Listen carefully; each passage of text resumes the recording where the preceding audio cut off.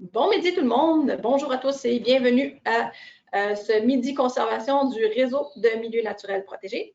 Je m'appelle Véronique Vermette et je suis chargée de la formation et du renforcement des capacités au RMN, comme on l'appelle communément. Et je serai votre modératrice aujourd'hui au webinaire. Donc, bienvenue dans notre salle virtuelle. Brièvement, le RMN, si vous ne le connaissez pas déjà, est un organisme à but non lucratif qui a comme objectif de protéger l'environnement pour le bénéfice de tous les Québécois et Québécoises en soutenant la conservation volontaire des milieux naturels partout au Québec. Qu'est-ce que la conservation volontaire? C'est la conservation, la protection du territoire en terre privée. Donc, on regroupe plus de 70 membres, dont la majorité sont des organismes de conservation. Et on dessert aussi une centaine d'organismes et partenaires, donc des parties prenantes qui œuvrent en conservation volontaire, en plus de l'ensemble de la population québécoise qui a à cœur la protection des milieux naturels. Donc, vous êtes des parties prenantes. Le RMN organise cette série mensuelle de webinaires depuis 2015 et afin de renforcer les compétences des acteurs de la conservation, informer le grand public sur les démarches qui sont entreprises pour protéger le territoire. Donc, quelques notes sur le déroulement du webinaire. Comme vous pouvez le voir, là, vous avez déjà vos micros fermés, donc il est impossible d'utiliser vos micros en ce moment. On les ferme pour éviter l'interférence. Si vous avez besoin de précisions sur les propos qui seront partagés avec nos panélistes aujourd'hui, je vous invite à m'en faire part dans la boîte de chat. Donc, vous allez voir dans la colonne des paramètres la boîte de chat. Vous pouvez l'utiliser pour poser vos questions et je vais la poser verbalement aux panélistes. Aussi, on va se garder une période de questions à la fin de la présentation. Donc, dans les derniers 10-15 minutes, vous pourrez aussi poser vos questions d'ordre général ou spécifiquement à un panéliste à ce moment-là. Donc, aujourd'hui, au Midi Conservation, aux arbres citoyens, on a 4 panélistes super intéressants qui vont nous entretenir sur la mobilisation citoyenne afin d'arriver à faire de la protection du territoire en terre privée, bien sûr. Et donc, sans plus tarder, commençons. J'ai avec moi Benoît Gravel, qui est un citoyen mobilisé depuis quelques temps. Benoît, je vais le présenter dans quelques instants. Il va nous parler de son expérience. On a aussi comme panéliste M. Guy Turcotte, qui est cofondateur et porte-parole à SOS Verdancier Gain, que vous connaissez peut-être sur la Rive-Sud, en Montérégie, à Châteauguay précisément. Qui sont actifs depuis au moins une dizaine d'années, sinon plus. Et ensuite, nous avons aussi comme panéliste Mme Cornelia Garbe, excusez-moi, qui est directrice générale de Canopée, située à Laval. Et on va terminer aussi avec Mme Chloé Tremblay-Cloutier, qui est coordonnatrice numérique au réseau Demain le Québec, qui est chapeautée par la Fondation David Suzuki. Donc, Benoît, nous allons commencer avec vous. Ça va bien, Benoît? Benoît? J'ai activé mon micro, ça va mieux aller. Ça va mieux, effectivement. Donc, merci d'avoir accepté notre invitation au Midi Conservation du RMN, Benoît. Expliquez-nous un petit peu le contexte dans lequel vous êtes engagé finalement envers de la protection du territoire. C'est situé où, en fait? Bien, en fait, peut-être faire une petite introduction rapide. Moi, je suis homme d'affaires à Montréal depuis près de 20 ans. J'habite Montréal aussi depuis à peu près le même nombre d'années. Et puis, je suis un passionné de la faune, fais énormément de photos, de vidéos aussi. Donc, c'est un peu ma passion. Et puis, je dirais que c'est grâce à la pandémie que j'ai découvert un site à Montréal qui s'appelle le Technoparc.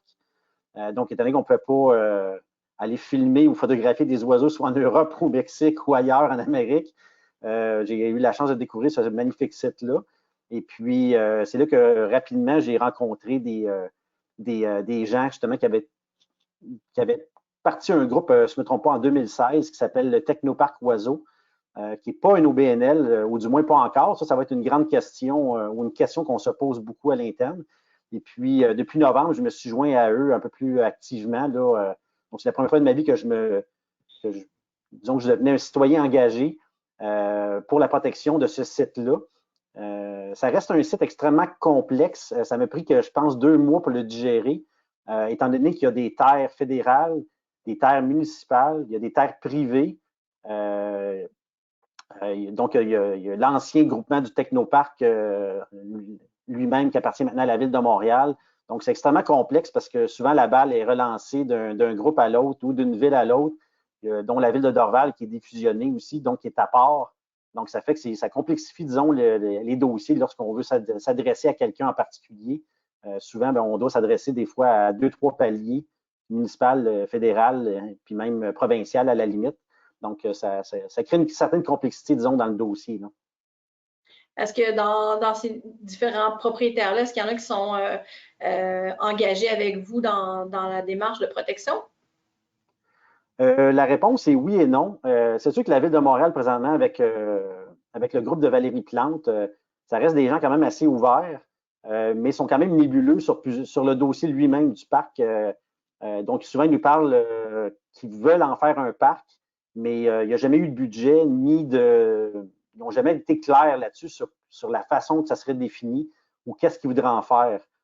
Donc, on a vu que justement Valérie Plante avec Robert Baudry, le directeur des grands parcs, ont fait des grandes annonces dernièrement là, pour sauvegarder certains parcs, puis dans le développement des parcs, entre autres. Mais nous, notre mandat est clair. Nous, ce qu'on veut, c'est qu'il en fasse un grand refuge faunique, là. On n'aimerait pas que ça se retrouve avec la biodiversité qu'on retrouve là, on trouve plus de 200 espèces d'oiseaux. C'est à Montréal que là qu'on retrouve le plus grand nombre d'oiseaux aussi qui nichent et la plus grande diversité aussi. Donc, c'est environ 200 hectares de terrain qui est non fragmenté, donc qui crée une richesse incroyable parce que c'est toujours ça le nerf de la guerre. C'est que dès qu'on commence à fragmenter, c'est là que ça crée des problèmes. Donc, on veut faire protéger l'entièreté des 200 hectares, dont environ 85 appartiennent au fédéral. Mais le reste, le 15 appartient principalement à la Ville de Montréal. Donc, ça ne serait pas très compliqué pour eux de faire protéger ça techniquement, là. Mais c'est juste la question d'une volonté politique là, de le faire, là. Donc, c'est un peu disons, notre grand défi, là. Donc, si je résume, vous êtes un regroupement de personnes intéressées à protéger des milieux naturels. Donc, vous m'aviez mentionné qu'il y avait des milieux humides, donc des sites d'une grande importance, en fait, pour différents services écologiques, que ce soit de la rétention de l'eau, d'épuration de l'eau, etc. Vous m'aviez mentionné un champ aussi, donc des friches, des milieux en régénération, donc des milieux ouverts. Il y a du milieu forestier aussi, des petits cours d'eau aussi, je crois. Puis, oui, il y a un ruisseau, ce qu'on appelle le ruisseau Bertrand, entre autres, oui. OK. Donc, donc la démarche est chapeautée ou supportée, soutenue par différents citoyens qui se sont rassemblés ensemble. Vous n'êtes pas encore, vous n'avez pas formé officiellement un organisme enregistré et vous essayez de protéger finalement des sites naturels qui appartiennent à différents groupes, que ce soit des instances gouvernementales ou des entreprises privées, par exemple. Exactement, oui. En fait, on est environ, je dirais, on est vraiment 5 personnes vraiment très actives, peut-être 10 au total là, qui s'impliquent, mettons, régulièrement. Mais on a quand même plus de 4000 membres là, sur notre page là, qui sont des photographes amateurs. Les gens se mobilisent. Comme tu avez vu dans les derniers 3 semaines, là, on a eu la chance d'avoir beaucoup de couverture médiatique. Là, hier, avant-hier, c'était CBC et puis Global News. On a eu aussi un gros topo de 5 minutes d'Émilie Dubreuil de Radio-Canada qui a été passé par la suite à 98.5 avec l'émission de Paul Arcand et de Rainville PM en après-midi. Donc, ça nous a créé. Puis un suivi qui va être fait aussi. Radio-Canada, ils nous ont clairement signifié qu'ils veulent suivre le dossier, ils ne veulent pas que ça tombe dans les oubliettes. Donc, c'est sûr qu'avec les vacances, c'est toujours plus compliqué, qu'est-ce qui s'en vient là. Mais oui, on est environ, je te dirais, un peu moins de 10 les 5 qui sont vraiment très, très actifs. Puis on sépare légèrement un peu les tâches là-dedans. Là. OK.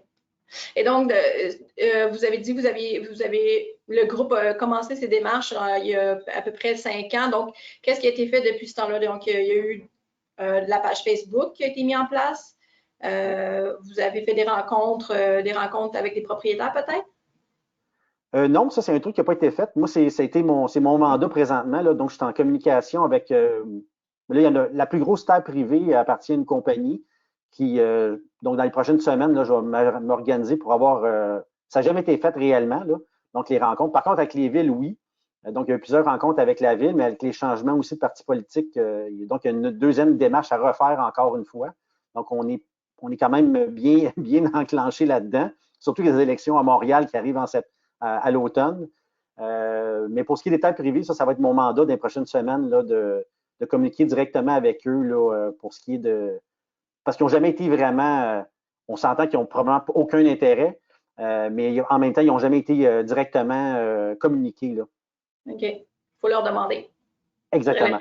OK. Ouais. Donc, vous avez déjà une planification à court terme des prochaines étapes.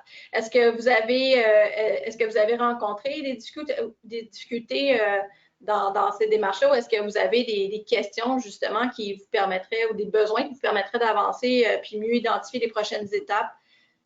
C'est sûr que tout le temps, la portion des avis juridiques, ça serait intéressant. Comme là, en fait, c'est pas mal mon idée, mais je pense que tout le monde va embarquer là, dans notre comité des 5 personnes. Le comité, on appelait ça le comité exécutif, là, mais dans le fond, on est 5 personnes qui est peut-être plus actifs. Là. Donc, nous, ce qu'on désire, c'est probablement créer une manifestation à l'automne, parce que là, on a un peu un sentiment d'urgence de ce qu'on appelle dans le champ des monarques, là, qui appartient au fédéral, qui est loué par ADM. Donc, ça n'a pas tout été divulgué au public. Et puis là, ils s'apprêtent à construire une immense industrie là, puis détruire, entre autres, on appelle le champ des monarques papagorien parce qu'il y a beaucoup d'asclépiades, puis la reproduction des monarques se fait là. Donc, là, il y a un sentiment d'urgence à faire protéger cette zone-là rapidement. Donc, on voulait préparer une manifestation, mais en même temps, on veut savoir, au niveau avis juridique, comment on fait ça. Et l'autre chose, c'est qu'on a plein d'autres dossiers qu'on a on a peut-être de la difficulté à avoir des avis juridiques rapides, savoir qu'est-ce qu'on peut dire, qu'est-ce qu'on ne peut pas dire, parce qu'on a quand même beaucoup de communication par courriel avec des élus, des députés fédéraux. Là, dans leur transmission, des fois, disons qu'ils se commettent, ils font des erreurs peut-être. Est-ce qu'on a le droit de divulguer ça, utiliser ça avec les journalistes? Donc, les journalistes, des fois, nous disent de nous donner nos sources ou en fait de révéler ce qui a été écrit dans le courriel, mais est-ce que légalement on a le droit? Donc, des fois, on a des petits avis juridiques comme ça qu'on n'a pas, qu'on n'est comme pas sûr, puis ça prend des délais. Donc, on n'a pas accès à des avocats directs. C'est sûr que si on était un OBNL, puis qu'on avait des avocats qui travaillaient avec nous, qu'on pourrait payer, ça va être une autre question que je vais avoir à la fin là, pour ça, là, mais en tout cas, je pense que ça, c'est un truc qui est assez urgent pour nous. Là. OK, puis vous avez mentionné aussi tantôt, effectivement, la création d'un organisme pourrait vous donner aussi certains avantages ou peut-être même accès à du financement pour soutenir vos activités. Oui, surtout dans les derniers mois, il y a beaucoup de membres qui veulent faire des dons, mais on les refuse parce que justement, on n'est pas un OBNL.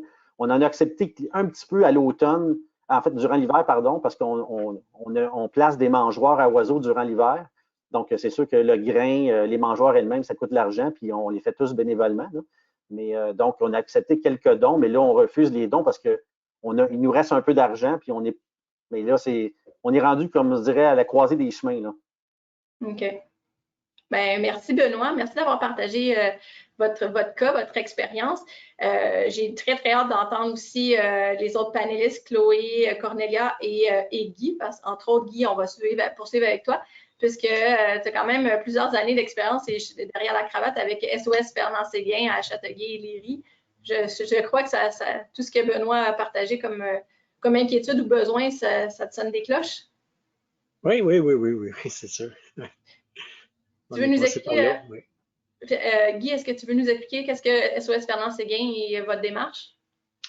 En fait, comme Benoît aussi, on était, nous, entourés d'un boisé, puis qu'on en profitait de ce boisé-là, puis on se posait pas de questions, jusqu'à ce qu'en 2008, on apprenne que, il y a comme des projets là-dedans, ça commence à parler de construction, des projets de construction, ça commence à parler d'amener des égouts, puis tout d'un coup, il y a un permis de donner pour abattre des arbres sur 1 million de pieds carrés parce qu'il y a un projet de soccerplex privé. Donc là, on partait de rien, là, on ne sait pas rien. Là. Fait qu'il a fallu s'informer de tout. Là. C'est quoi la situation réglementaire, c'est quoi les usages, c'est quoi un plan d'urbanisme, un schéma d'aménagement. Il a fallu tout apprendre ça. Après ça, découvrir petit à petit qu'il y avait une richesse floristique, une richesse faunique, qu'il y avait des écosystèmes forestiers là-dedans. Puis, on apprend à découvrir le territoire. Si tu voulais démontrer, Véronique, si tu voulais montrer un petit peu la carte, juste pour situer les gens ou pour aider un petit peu les gens, pour donner une idée de l'ampleur du débat, là.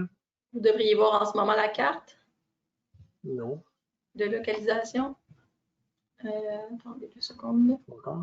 Voilà. Ah, voilà, c'est ça. Fait qu'on s'est réunis un paquet de monde. Fait que autour de la table, il fallait des gens qui étaient bons en communication, des gens qui avaient des connaissances en biologie. Moi, je suis un gars comme Benoît, je suis un gars de magasin. Fait que nous autres, on est bons en marketing, c'est ça. On est plus des vendeurs. Puis ça prend beaucoup d'expertise, d'expertise en communication. Des avocats, c'est à peu près ce qui est le plus difficile à trouver. Des urbanistes qui travaillent bénévolement aussi. Il a fallu apprendre c'était quoi l'urbanisme. Puis là, l'ampleur du débat, c'était pas mal ça. Nous autres, ça, c'est à Châteauguay. Puis les Ries, c'est juste au nord de la carte, c'est Montréal. Puis à gauche, c'est le lac Saint-Louis. Fait que c'est quand même. Puis tout ce qui est en vert, c'est à peu près 1000 hectares. Là-dessus, il y a une partie qui était à peu près protégée, c'était l'île Saint-Bernard, qui est au nord de la carte, c'est ça. Puis il y a une petite partie aussi, le ruisseau Saint-Jean. Je sais pas si tu peux montrer le ruisseau Saint-Jean. Non, c'est ça, à Châteauguay. Descends un petit peu, descends un petit peu. Il y a un petit secteur là qui est, c'est des milieux humides, puis il y a un ruisseau qui est là. Fait que ça, c'est un petit peu protégé. Puis il y avait le centre Fernand-Seguin. Véronique, tu sais aussi le centre Fernand-Seguin. Ouais, c'est ça. Il y a un petit secteur de 42 hectares qui est protégé parce que finalement, c'est un parc qui appartient à la ville de Châteauguay. Mais il n'y a pas de protection à perpétuité, il n'y a pas de protection de conservation, c'est juste un zonage de parc. Puis tout le reste, c'était ben non, des terrains qui appartenaient au MTQ parce qu'il y avait un ancien tracé de la 30, mais principalement, c'est des terrains privés. Tout ça, l'ensemble du territoire, c'est à peu près 1000 hectares. Des terrains privés, il y en a quelque chose entre 250 et 500 hectares, mais là, on se concentre plus actuellement sur 200 hectares qui sont comme stratégiques. Ça fait qu'on est pas mal là-dedans.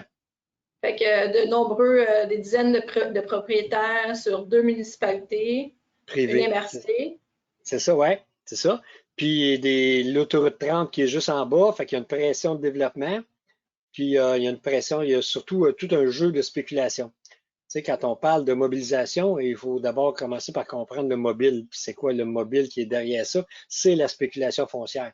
C'est pas des gens, on est dans la couronne nord, dans la couronne sud de Montréal, dans la première couronne même, avec la pression que le développement est très forte.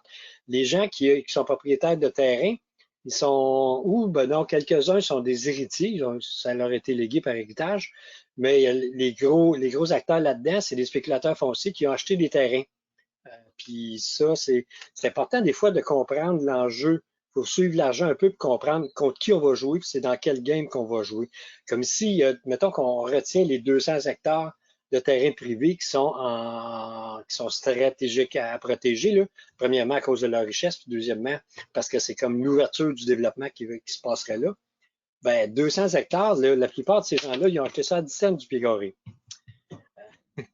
Mettons que 10 hectares, ça fait 100 000 $, 200 hectares, ça fait à 10 cents du pied carré, on peut calculer, là. Mais en général, mettons, c'est entre 10 cents puis 70 cents du pied carré. On prend une moyenne de 50 cents du pied carré. 200 hectares, là, ça a été acheté à peu près à 10 millions dans le temps. Puis il n'y a pas si longtemps, il y a une douzaine d'années, une quinzaine d'années. Si on change le zonage, puis on met en place des élus qui sont pro-développement et qui sont prêts à payer pour des infrastructures municipales pour permettre du développement, bien, ce terrain-là qui est à 50 cents, il vient vite de passer à 5 piastres du pied carré.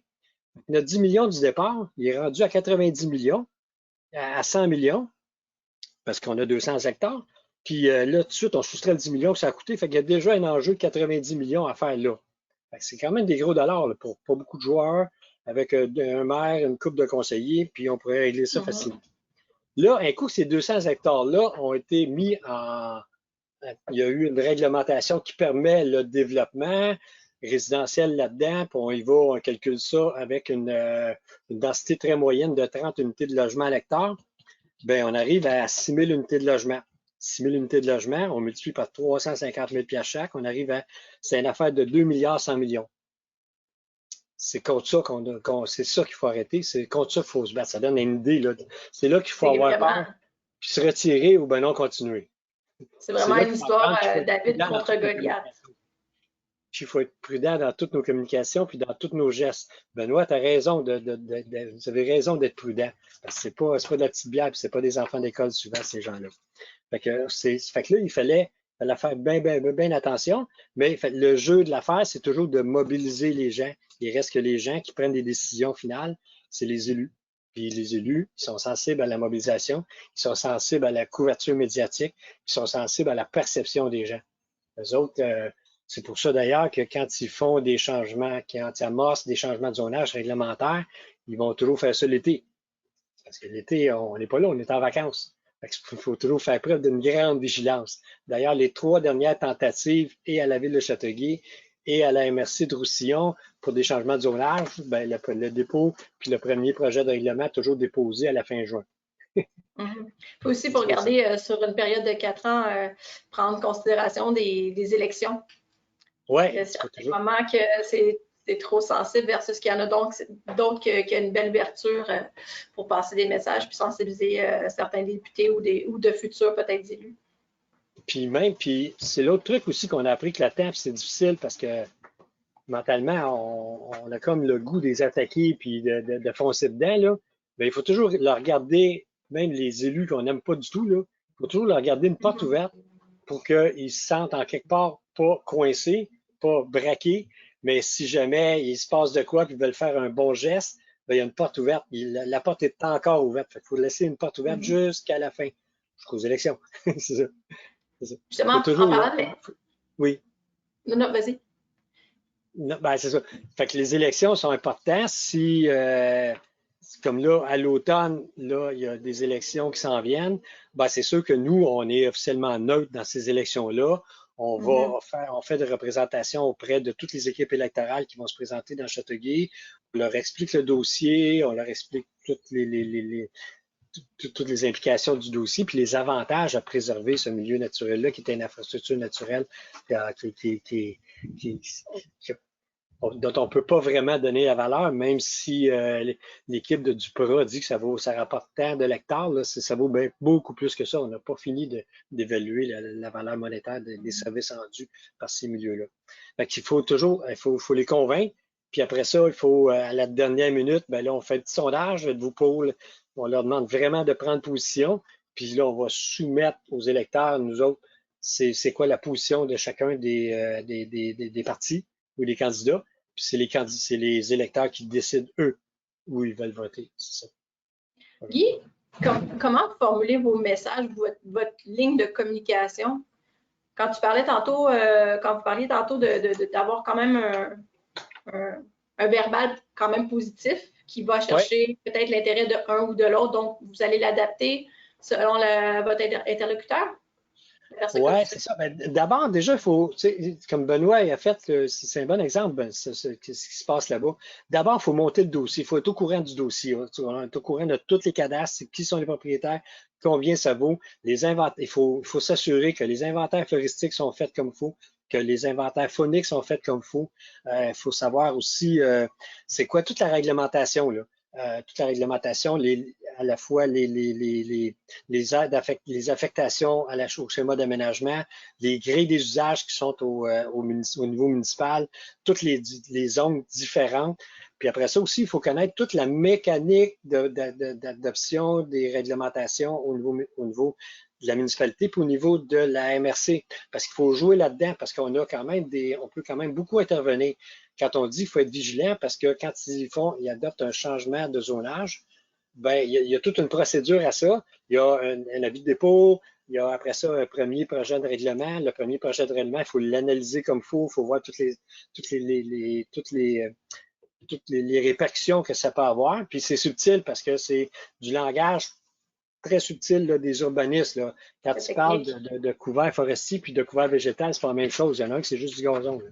Ça. Fait qu'il faut vraiment connaître toutes ces subtilités-là, puis c'est là qu'il faut avoir beaucoup de monde autour de la table, puis aller fouiller, puis aller avoir, ça prend un gros réseau d'amis pour sauver une forêt. Puis après ça, tout le processus, là, attendre le premier avis, après ça, faire signer une pétition avant que ce soit le propriétaire qui fasse déjà signer une pétition positive. Il y a toute une game aussi là-dedans. Après ça, demander un référendum si c'est possible. À partir du moment où on sent au référendum, habituellement, les villes reculent parce que ça passe jamais des référendums. Parce que les premiers, puis la plus grosse difficulté aussi, c'est d'intéresser les gens qui habite un petit peu plus loin. Tu sais, les pas dans ma cour, ça va bien. Le gars, son boisé dans sa cour, lui, il est sensible. Mais l'autre, des fois, il n'est même pas au courant qu'il est boisé. Fait il faut essayer de trouver le moyen de l'intéresser. Fait qu'il faut présenter un beau projet de parc. Il faut jouer un petit peu sur l'indignation, mais il faut le doser, l'indignation. Tu sais, c'est bien beau, le Ah, c'était écœurant, ça, rah, rah, rah. Mais il faut y aller mollo là-dedans, mais il faut toujours garder une petite dose d'indignation dans la recette, là, c'est bon. Mais présenter un beau projet tout le temps. Puis ça garde toujours la porte ouverte aux politiciens, que lui, il appuie un beau projet. Il ne peut pas aller à l'encontre d'un beau projet. Donc, comme tu dis, Hmm? faut vraiment être structuré, il faut vraiment connaître son projet, pas arriver seulement avec les aspects négatifs du chiolage, comme on pourrait dire. Mais Puis tous vraiment, les faits qu'on avance doivent être vérifiés, vérifiables, puis sûrs à 100%. Puis à chaque fois aussi qu'on fait des interventions, parce qu'on parle des réseaux, on parle des médias, mais il y a aussi des interventions publiques. À chaque fois qu'on a fait des interventions publiques, on s'est toujours assuré qu'il y avait un seul porte-parole. C'est pas long dans une assemblée publique, là, le monsieur ou la madame, qui c'est des grands émotifs, là, puis à un moment donné, là, puis ils ont la rage au cœur, puis ça dérape, puis le politicien en avant, il va juste partir là-dessus, puis lui, il va continuer sur ce dérapage-là, puis plus moyen de ramener le débat. Puis les journalistes vont vont juste ramener ce débat-là. Fait que c'est important d'avoir un porte-parole ou deux, trois porte-paroles, mais qu'eux autres, ils ont chacun ils ont leur feuille de route, puis ils s'en vont avec la période de questions. Si c'est une période de questions, ils ont les questions déjà préparées et les sous-questions aussi, pour être sûr que ça ne dérape pas. Fait qu'il faut vraiment contrôler le message. Puis après ça, ben, il faut jouer avec les médias. Ça, c'est un autre défi, ça. Nous autres, sur la rive sud, les médias, on a des hebdos locaux, mais tous ces hebdos-là appartiennent à un groupe qui s'appelle Gravité Média, qui appartiennent à des promoteurs immobiliers. Fait que mettons qu'ils sont plutôt complaisants ils ont comme un parti pris un peu des fois, là. Fait qu'il faut faire attention à ça. C'est pour ça que c'est important d'avoir de notre côté des médias nationaux, que ce soit Radio-Can, que ce soit TVA, il faut faire attention pour ne pas verser des fois dans le trop spectaculaire, pour oublier puis déraper du débat, ben non, dans le human interest, là, puis on oublie le débat principal, là, tu sais, des fois. Fait qu'il faut faire attention à ça.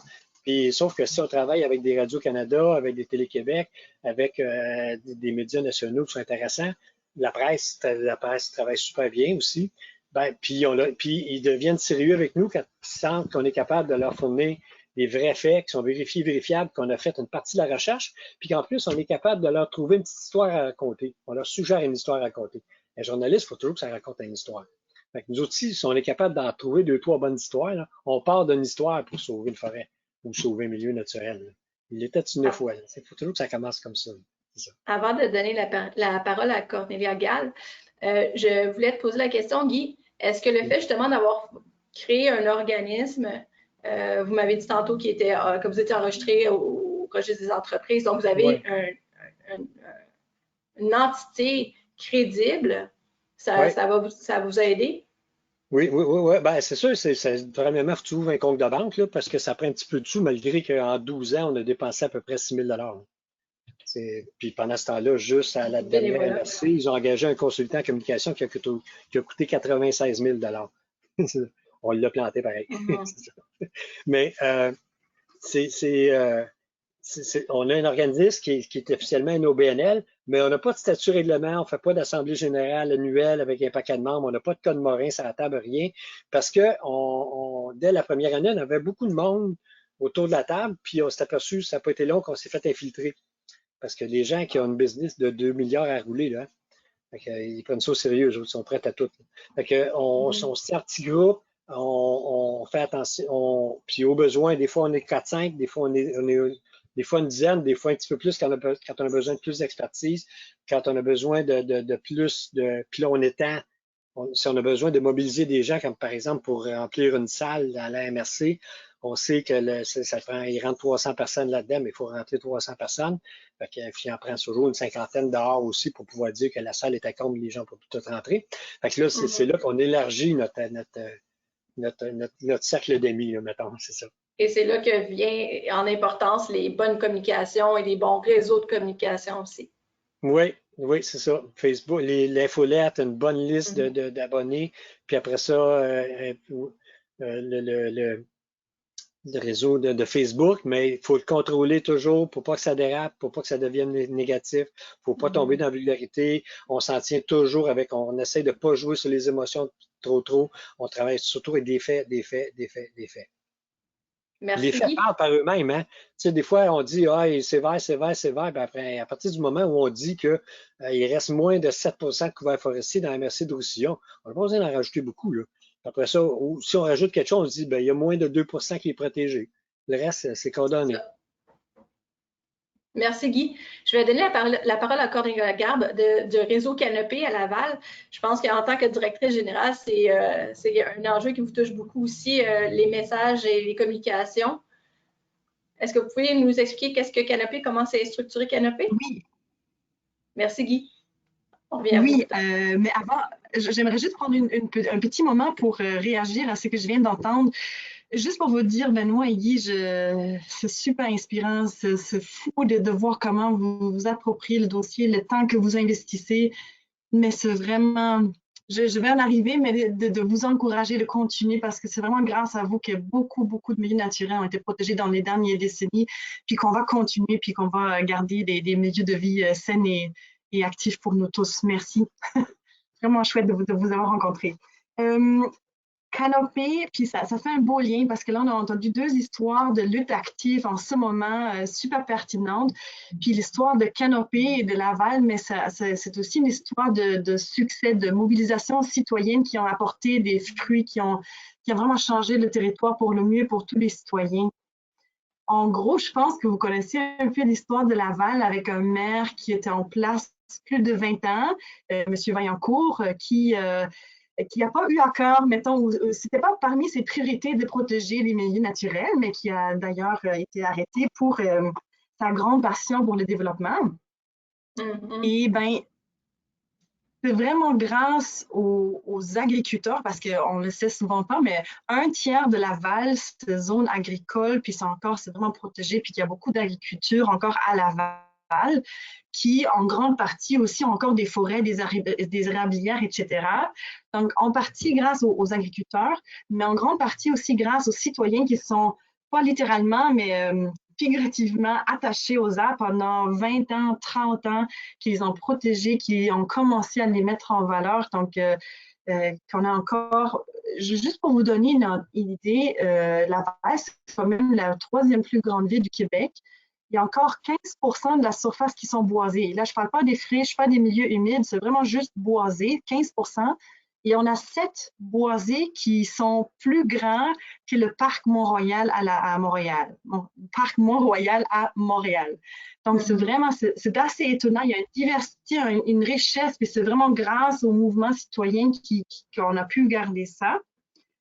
Et donc, puis c'est peut-être quelque chose que Guy aussi a frôlé comme sujet, c'était des organismes bien légalement enregistrés. Il y en avait beaucoup à travers le territoire du jus administratif. Oui, pour vous donner quelques exemples, il y a une association autour du boisé Sainte-Dorothée, une bois Papineau, le bois de l'Équerre, donc 3 grands boisés, mais il y en a encore plusieurs petites autres. C'était des organismes enregistrés comme au BNL et ça a pris beaucoup de jus administratif. Donc, juste de faire la comptabilité, de faire tout garder en œuvre, de toutes les relevés et les formulaires gouvernementaux qu'il faut remplir. Donc, ils étaient fatigués. Quand le vent politique a changé un peu en 2012, M. Vaillancourt a quitté ses fonctions et le vent politique a changé un peu avec des gens qui étaient plus en faveur puis qui reconnaissaient davantage la valeur de ces joyaux naturels. Et là, ces organisations se sont regroupées pour former Canopé. Parce qu'ils se sont dit, mais là, ça serait le fun qu'on puisse arriver à une vision globale du territoire, parce que là, on gère notre forêt un morceau à la fois. Mais là, on a assuré leur protection. Ils sont maintenant là. Créons Canopé pour avoir juste aussi, pour être plus efficace, avoir juste une comptabilité, puis une direction, puis un CA, puis on peut développer une vision globale. Donc, en tout cas, je vous raconte ça aussi dans le but de vous encourager. Ça peut vraiment mener à des places qui sont vraiment, qui inspirent, j'espère.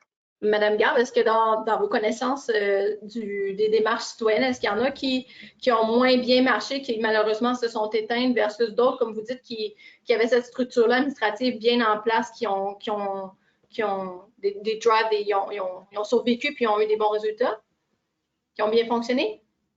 Oui, j'ai réfléchi à cette question aussi pendant que j'écoutais les deux autres intervenants. Je pense que le fait d'être un organisme reconnu, ça aide. Je pense que ça aide parce que, oui, c'est plus de paperasse, c'est plus d'administration, puis l'enjeu d'infiltration dont parlait Guy, personnellement, je n'ai pas encore entendu d'autres histoires comme ça, mais c'est bien d'être mise en garde avec ça. Mais ça aide d'accepter les dons. Et avec les dons, on peut payer des avocats, on peut payer des études, parce que comme Guy l'a dit aussi, des inventaires ou en autre mot, des argumentaires notariés par des scientifiques ou des spécialistes, ça aide beaucoup à la cause. C'est très difficile d'argumenter contre des avis neutres et objectifs et des experts. Je pense aussi d'être un organisme reconnu, d'avoir du matériel d'appui qui est reconnu. Le facteur nombre, ça joue sûrement beaucoup, beaucoup. Est-ce qu'on est 3 citoyens ou est-ce qu'on est 3000? C'est une immense différence parce que, comme Guy l'a bien souligné, ceux qui prennent finalement des décisions, ce sont des élus, donc ce sont nos représentants. Donc, c'est à nous de les influencer, de leur dire ce qu'on souhaite, comment on souhaite créer notre vie, comment on souhaite la co-développer. J'ai aussi pensé qu'il y a des choses qu'on peut influencer, comme notre communication, le rassemblement, le ralliement, mais aussi des facteurs par exemple, je peux vous parler, pour ceux qui connaissent peut-être moins, l'exemple du trait carré, c'est une surface de 12-13 hectares au centre-ville de Laval. Et puis pour ceux qui connaissent un peu Laval, le centre-ville, il n'en reste pas beaucoup de milieux naturels. C'est vraiment beaucoup d'autoroutes et de béton. Mais ce terrain-là, en 2018, était supposé d'être vendu à un promoteur pour avoir des condos au centre-ville. Et il y avait une grosse mobilisation citoyenne, mais et là, j'arrive au moment qu'on a peut-être moins d'influence là-dessus, c'est le timing. Donc, en même temps, il y a eu un essai de putsch au niveau de la gouvernance de la ville, des conseillers qui se sont dissociés, qui ont formé d'autres groupes. Ça a mis une pression énorme. Et c'est grâce à la mobilisation citoyenne, les élus qui ont embarqué, donc il y a eu une dissociation puis un remaniement des groupes politiques. Et ça a amené à ce que le bois très carré, aujourd'hui, il n'est pas encore tout à fait protégé, mais il est maintenant en main publique. Ils font des inventaires, puis je pense que ça va amener à devenir un espace public. Il y a une autre chose qu'on peut pas, j'entends souvent, on support aussi avec plusieurs autres groupes, que ce soit à Sainte-Marthe-du-Lac ou avec les affaires de golf de partout qui se développent. Ça prend des citoyens qui sont déjà engagés avant l'urgence, dans le sens que souvent les citoyens sont au courant trop tard. Le promoteur arrive avec sa pépine puis il détruit le milieu naturel. Et c'est là qu'on constate. Il y a beaucoup d'indignation, mais il y a peu de solutions, effectivement, parce que c'est un peu trop tard. C'est très facile pour tous de dire, ben là, c'est déjà trop tard, le milieu naturel a été détruit, puis on laisse les citoyens en choc et en confusion et en tristesse, mais il y a peu d'options qui s'offrent après. Donc, je pense, en général, ce que j'essaie de dire aux gens, c'est qu'il faut se réapproprier de notre démocratie. C'est à nous. Puis ce pouvoir-là, on a un peu abandonné parce qu'on était très, très content de comment les choses allaient. Mais en ce moment, puis ça revient un peu à nos valeurs personnelles, puis à notre rapport avec la science. Mais moi, je crois à une urgence climatique, je crois à une urgence de notre bien-être, je crois qu'on vit une urgence de notre plus profond. Donc, si on rallie les gens qui partagent cette opinion qu'il faut agir maintenant, mais on va écouter les conseils municipaux, même si c'est des fois plate et que ça prend 4 heures, mais c'est là où on va avoir des informations sur les prochaines étapes, les prochaines consultations. Il faut participer aux consultations publiques, puis il faut dire à son voisin, « Hey, ils veulent planifier ça dans 2 ans là, es-tu d'accord? Non, accord, signe avec moi. » Donc, il faut faut mobiliser, puis il faut se réapproprier de la démocratie. Puis à Laval, ça fait pas si longtemps qu'on a des consultations publiques, mais maintenant, sur tous les grands sujets, il y a des consultations publiques, puis on a un réel pouvoir. Puis quand on dépose quelque chose, ils sont obligés de nous répondre. Donc, on peut suivre, on peut développer avec eux et il ne faut pas négliger, une dernière phrase peut-être, que souvent, il y a une bonne volonté, même politique. Les gens qui sont conseillers, souvent, il y a une bonne volonté, mais il faut comprendre que pour une ville, pour qu'elle nie l'argent de la vente d'un terrain et pour qu'elle nie l'argent des taxes municipales qui sont 85-90% de son budget municipal, il faut qu'il y ait une pression forte parce qu'on veut tous des villes qui sont prospères, qui peuvent avoir des belles écoles, des beaux terrains de jeu, mais ça se paye avec des taxes municipales. Puis, juste pour vous donner une idée récemment, justement pour comprendre un peu cet enjeu financier dont parlait aussi Guy avec les promoteurs, mais même pour la ville, un bâtiment, un gros bâtiment, 120 logements, ça ramène entre 300 et 400 000 taxes annuellement. Donc,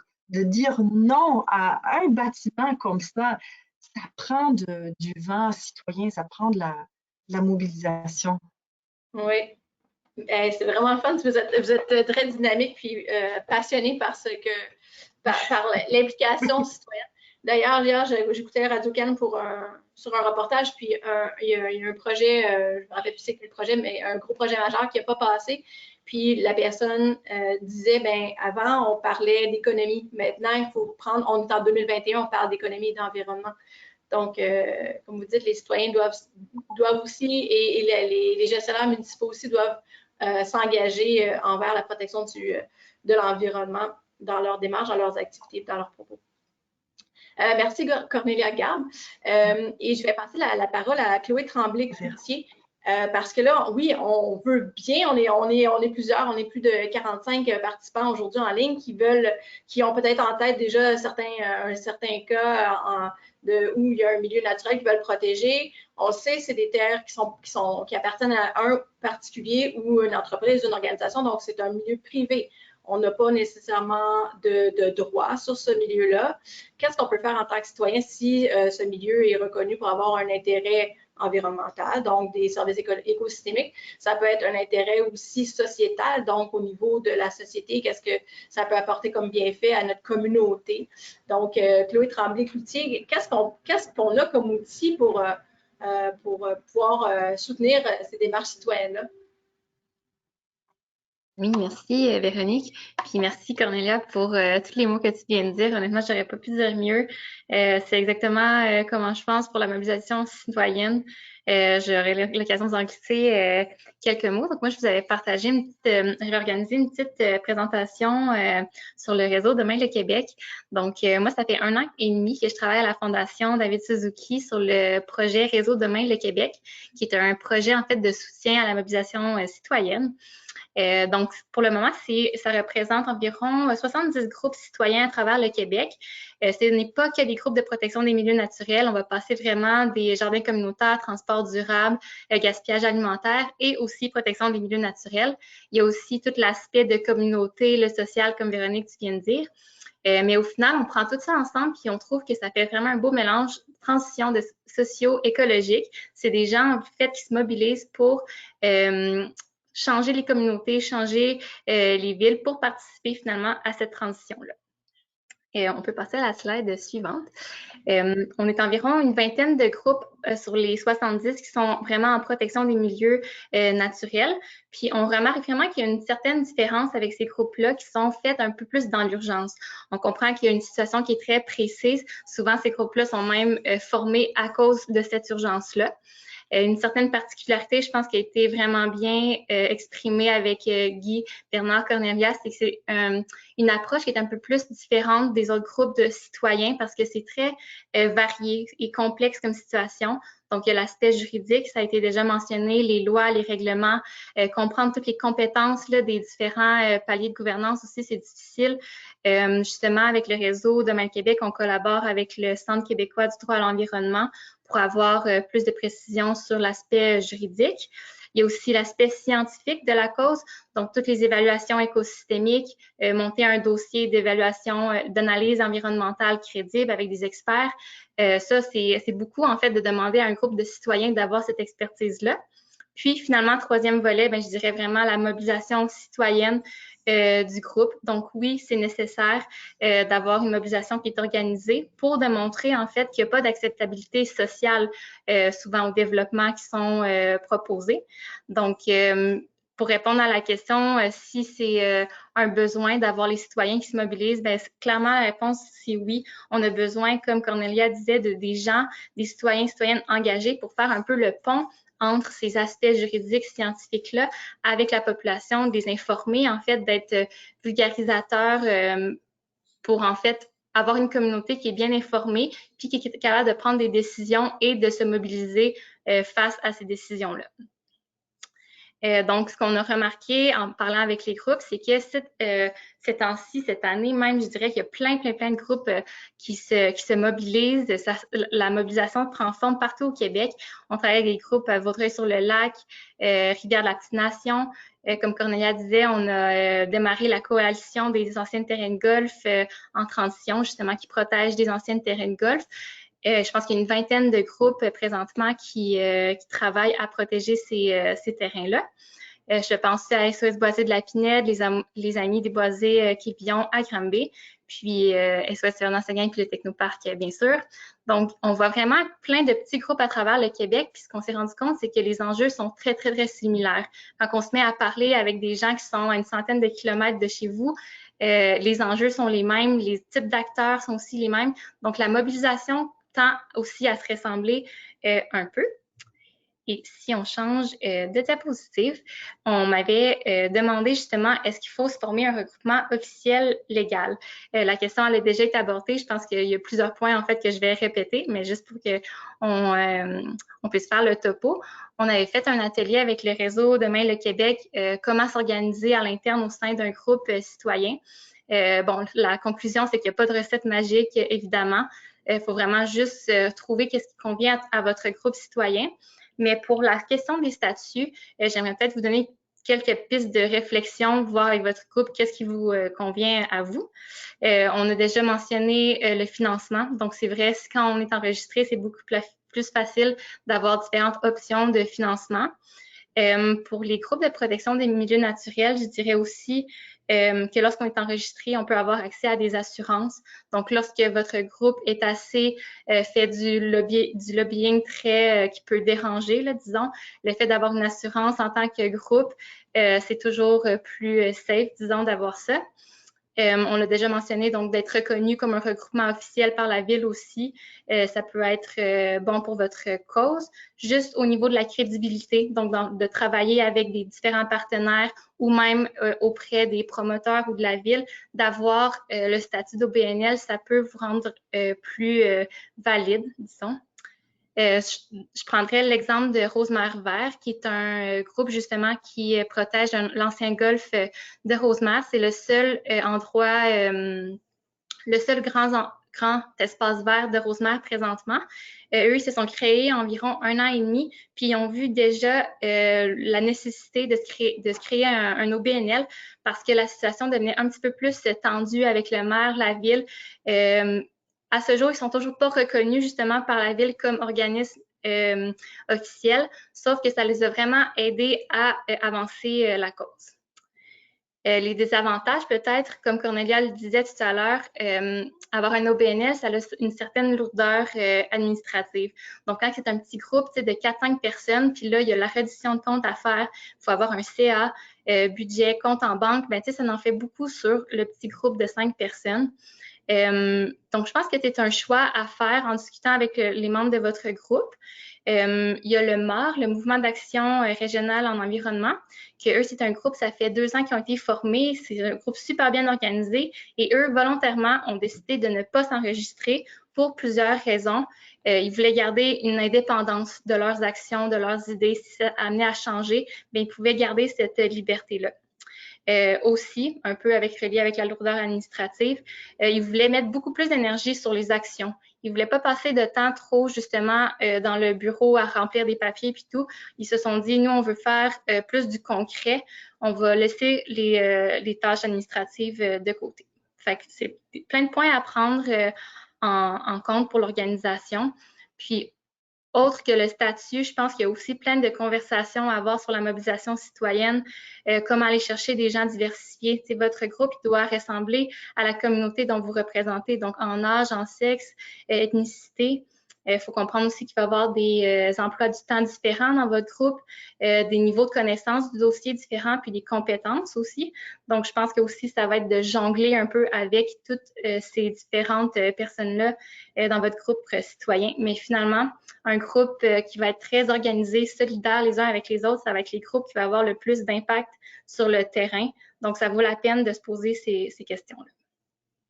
Et là, j'en viens aux outils, dont la question, Véronique, que tu m'avais posée au début. On peut passer à la prochaine diapositive. Comme je disais, on a remarqué, nous, que c'était très similaire d'un groupe à l'autre. Donc, c'est pourquoi on a lancé le réseau Demain le Québec l'année dernière, en 2020. On a lancé officiellement cette année en février 2021.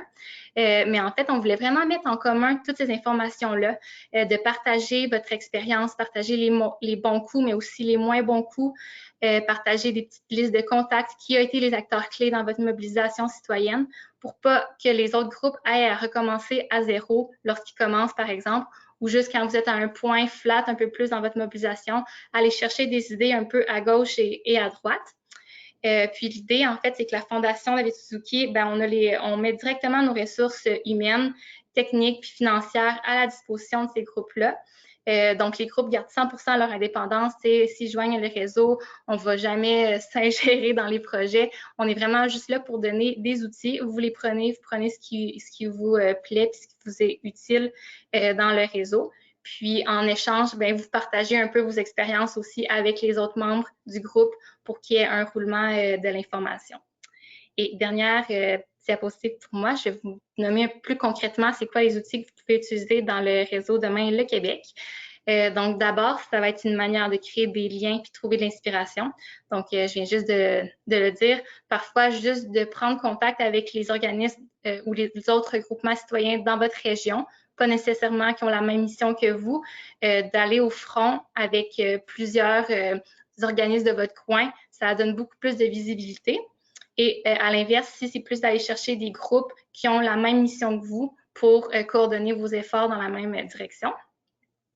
Ensuite, le soutien organisationnel, on organise des webinaires à chaque mois. Donc, on prend c'est des sujets prédéterminés où on invite des experts. Donc, on va régler les questions de le recrutement, les nouveaux membres, comment les garder motivés à l'intérieur d'un groupe, comment financer son initiative citoyenne.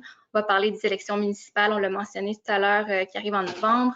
Les relations avec les élus, c'est pas toujours facile, donc des petits trucs justement pour aller rencontrer vos élus avec les médias aussi. Troisième point, on donne un accès gratuit à des outils numériques. Donc, dans la dernière année, pandémie l'a exigé, tout le monde devait s'organiser en ligne. Donc, on a fourni des comptes Zoom aux groupes citoyens gratuitement pour qu'ils puissent s'organiser en ligne, animer justement des ateliers, des webinaires comme on le fait présentement. On fournit aussi un compte Canva Pro, donc tout ce qui est design, c'est pas tout le monde qui a la fibre de la communication, donc avec Canva, c'est super utile. Le Pro est encore plus efficace, donc c'est pourquoi on le fournit au groupe.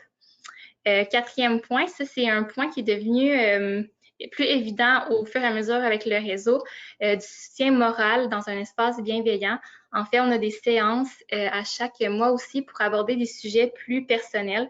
On s'est rendu compte que dans les groupes citoyens du réseau, c'est tous des militants et militantes très engagés, mais il faut aussi aborder des sujets comme l'épuisement militant, la pression en fait de la cause sur nos épaules, faire un peu la distinction. Donc, on a une psychologue qui vient animer ces types de rencontres-là, puis on a vu que c'était vraiment un besoin des gens de normaliser un peu ces concepts-là. Donc, ça fait du bien. Et finalement, cinquième petit point, on a aussi du soutien financier. Donc, pour les groupes, pour les aider dans leur campagne, on peut offrir un 500 $ environ par groupe par année. Donc, je vais mettre le lien dans le chat si vous voulez vous inscrire au Réseau Demain Québec, si vous avez des questions, peu importe, je vais être là pour vous répondre. Alors, voilà. Et allez fouiller dans votre boîte à outils, assez impressionnante aussi. Oui, c'est sur le site web dans S'outiller. Vous allez trouver des guides aussi en ligne justement pour peut-être pousser la réflexion sur différents sujets. C'est assez succinct, mais quand même, ça vous donne des petits conseils utiles. Merci, Chloé. Super. Écoutez, je pense qu'on aurait dû se booker au moins 2 heures ensemble ou vous donner chacun 1 heure parce que vous êtes tous vraiment très, très intéressants. Je vais laisser quelques minutes aux participants pour écrire dans la boîte de questions. Si vous voulez adresser un propos, demander des précisions à nos 4 panélistes.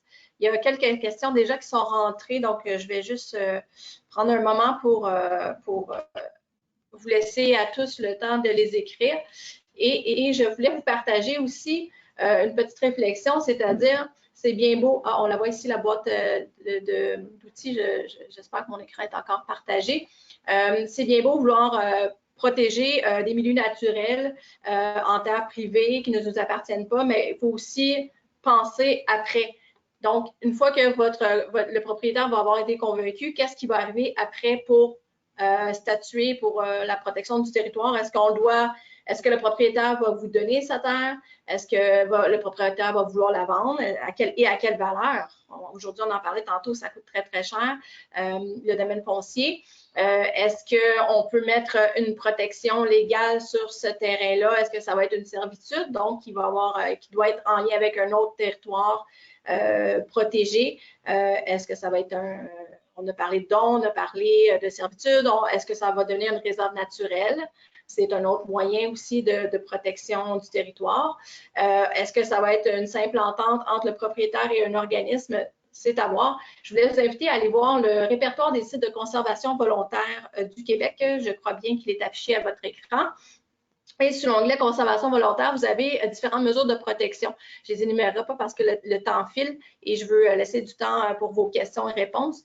Mais je vous invite à aller consulter le site du répertoire des sites de conservation volontaire qui a été créé dans le passé par le RMN et on tient toujours à jour. D'ailleurs, on est rendu à 68 000 et quelques poussières hectares de sites protégés au Québec selon différents statuts.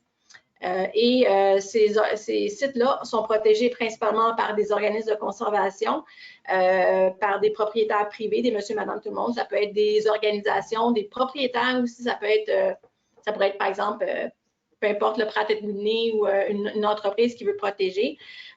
Et je voulais revenir aussi sur le fait que les organismes de conservation du Québec, il y en a plusieurs. Nous, au RMN, on en a une trentaine qui sont membres chez nous, mais il y en a plus que ça. Et dans chaque région, on peut les retrouver ici, trouver un organisme de conservation. Ça peut devenir de très bons alliés pour prendre en charge ou vous soutenir pour la protection éventuelle de sites naturels. Donc, nos 4 panélistes, Cornelia, Chloé, Benoît et Guy, je vais enchaîner tout de suite avec les questions des participants, avec une première question qui avait été posée au départ par Monsieur Bailey, qui s'adresse à Benoît. Je vais vous la lire. Donc, le technoparc va abriter le parc des sources qui devrait être également officiellement considéré comme un habitat essentiel du Petit-Blongiau. Ce parc sera géré par quel service? Est-ce qu'on sait qui gérait? Bien, justement, ça fait lien avec ce que je viens de dire. Et est-ce que le CRE de Montérégie ou le CRE de Montréal serait intéressé à réaliser des actions de contrôle de plantes exotiques envahissantes dans cet habitat par la suite? Benoît? 2 grandes questions. La première, techniquement, c'est le parc naturel. Il faut faire attention. Il y a un mélange souvent qui est fait parce que la Ville de Montréal parle du parc écologique des sources, puis il y a le parc naturel des sources. Donc, ce que le parc de Montréal n'a jamais été fait. Mais le parc naturel des sources, c'est ADM là, c'est un peu complexe. Là. Donc, oui, c'est protégé parce qu'ils ont fait, c'est ADM qui le fait, mais ADM loue les terres au fédéral. Donc, ça l'est, mais ça ne l'est pas en même temps protégé. Mais je vous inviterais peut-être à aller voir le reportage d'Émilie Dubreuil à clarifier un peu ça là, sur le lien que j'ai envoyé tantôt de Radio-Canada, qui s'intitule « Le deuxième poumon vert ». Elle explique un petit peu brièvement là, ce qu'il y en est. Mais étant donné qu'il y a l'immense radar aussi de la tour de contrôle de Montréal qui est là, ils ne pourront jamais rien construire là. Donc, ils ont ils ont créé un parc là, de 19 hectares là, pour protéger, entre autres, le petit Blongiot. Là. Mais d'emblée, de toute façon, il n'aurait pas pu construire rien là, étant donné le radar, entre autres. Là.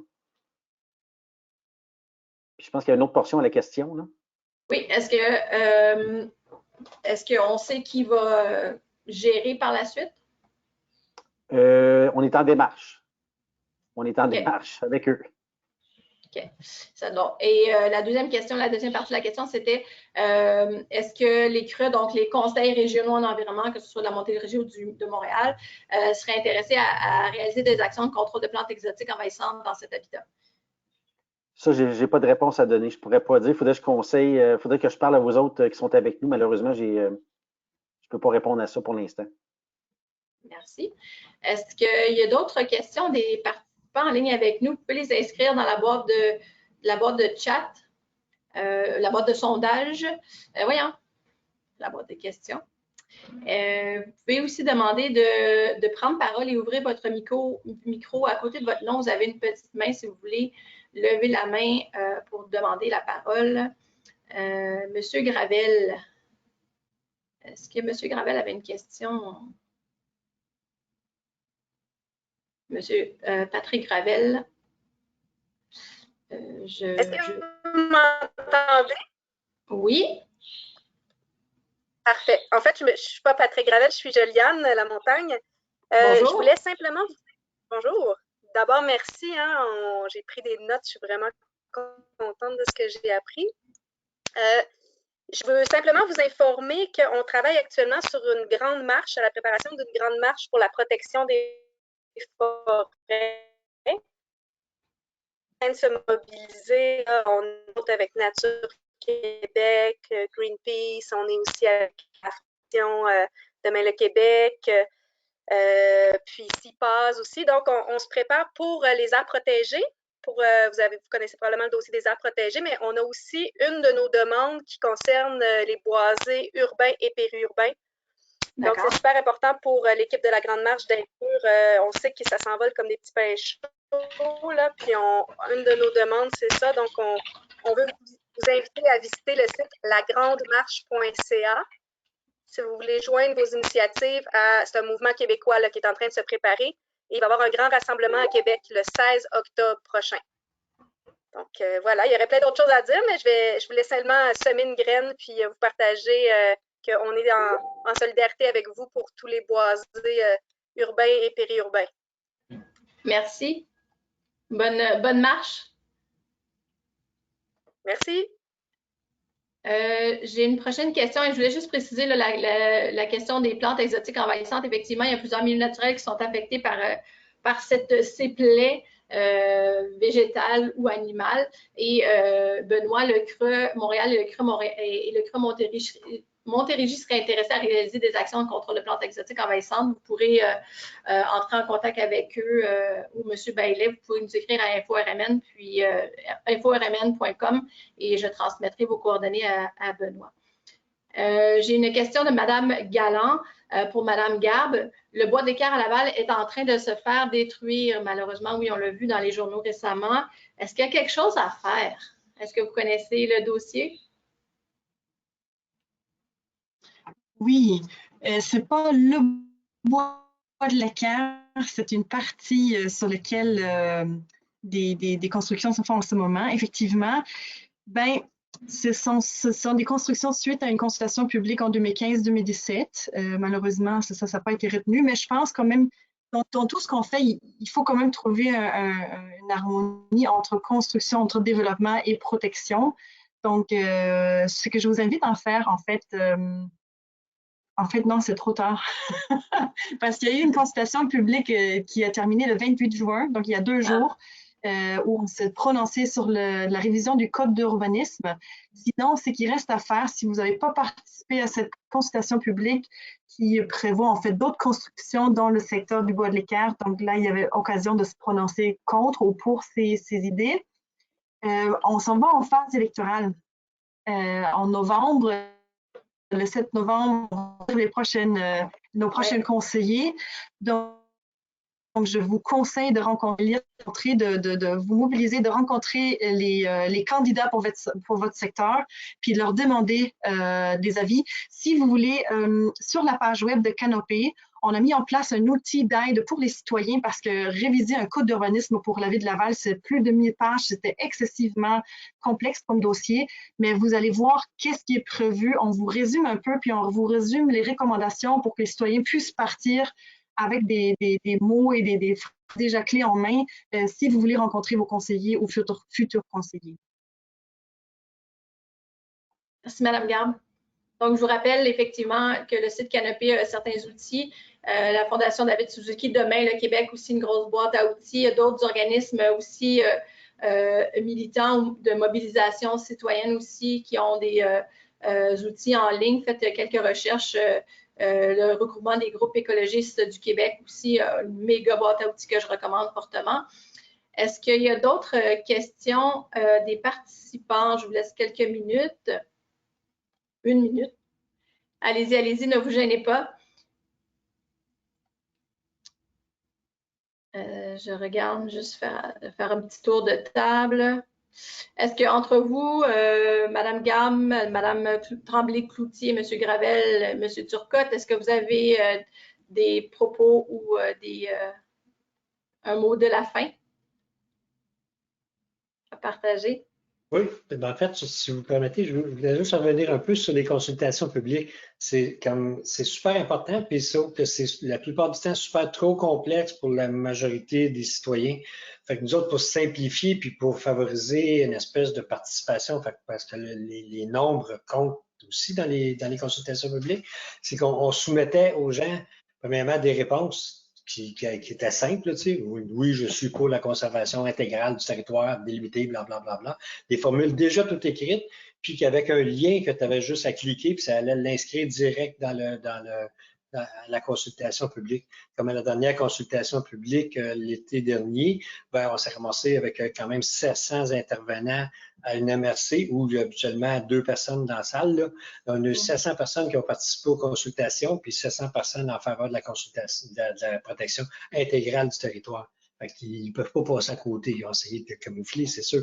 Mais on s'est assuré aussi de créer un lien qui est en copie de la réponse qu'on envoyait à la MRC. Ce qui fait qu'on savait à ce que les gens, ils ne pouvaient pas camoufler les réponses, là, les interventions. Voilà. Fait qu'il faut toujours, si on est capable de toujours créer des petits systèmes qui rendent la vie facile, proposer des phrases. Des fois, à écrire, c'est pas toujours évident pour la majorité des gens. Fait que là, c'est déjà clair, mais il s'agit de formuler des solutions, des propositions qui sont claires, qui sont faciles à comprendre, mais qui sont honnêtes, qui vont dans le sens que les gens veulent. Mm-hmm. Et je fais un retour aussi sur ce que tu nous as dit tantôt, c'est d'avoir les bons chiffres, les bons mots, la vulgarisation des propos et l'importance des faits aussi. Des faits. Vérifiables. Oui. C'est ça. Merci, Guy. Je vois qu'il n'y a pas d'autres questions des participants. Alors, sur ces sages mots, je vais vous dire à tous les 4 merci beaucoup, beaucoup de votre temps, de votre participation ce midi. Ça a été grandement apprécié de la part des participants et de moi-même aussi. J'espère que vous avez aimé l'expérience. Et l'enregistrement va être disponible sur la chaîne YouTube du RMN dans les prochaines heures en rediffusion publique. Vous pouvez partager à tous. Et j'espère pouvoir vous reparler avec vous dans d'autres occasions en espérant que ces démarches citoyennes ou ce qu'on aura peut-être créé ce midi, encourager peut-être un pas de plus vers la protection des milieux naturels en terre privée, fera des petits. Je rappelle, vous pouvez aussi contacter le RMN ou les organismes de conservation de votre région pour avoir plus de détails sur différents statuts de conservation qu'on peut appliquer dans la suite des démarches que vous pourriez déjà entreprendre. Donc, merci beaucoup. Midi Conservation revient tous les mois, le dernier mercredi de chaque mois à midi. Donc, surveillez le calendrier du RMN pour tous les détails. Et sur ça, je vous souhaite un bel après-midi à tous et merci encore de votre participation. Merci, Mme Garbe, Mme Tremblay-Cloutier, M. Gravel, M. Turcotte. Bon après-midi. Merci à tous pour l'invitation. Au revoir. Merci. À vous aussi. À la prochaine. Merci.